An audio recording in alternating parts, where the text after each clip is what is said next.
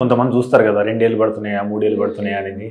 సాధారణంగా అంటే అంటే what is common and what is abnormal అంటే when to consult a doctor regarding this case?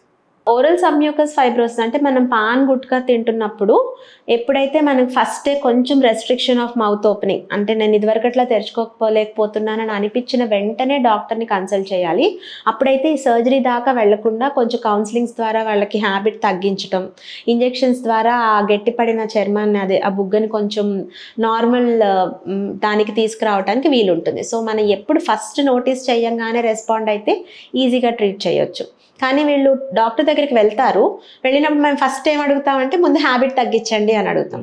So అది తగ్గించలేక వాళ్ళు దాన్ని అలా కంటిన్యూ చేస్తూ ఉంటారు. సో విత్ ఫ్యామిలీ సపోర్ట్, ఇప్పుడు ఫ్యామిలీ మెంబర్స్ దాన్ని నోటీస్ చేసినా కూడా ఇదివరకు అట్లా నోరు తెరవలేకపోతున్నారు అనుకుంటున్నా కూడా ఎప్పుడైతే గమనిస్తామో ఫస్ట్ స్టేజ్లోనే డాక్టర్ని కన్సల్ట్ చేయాల్సి ఉంటుంది. మీరు తీసుకునే అదే మందులు, అదే నాణ్యమైన మందులు మెడ్ ప్లస్ బ్రాండ్స్ పై సగం ధరకే.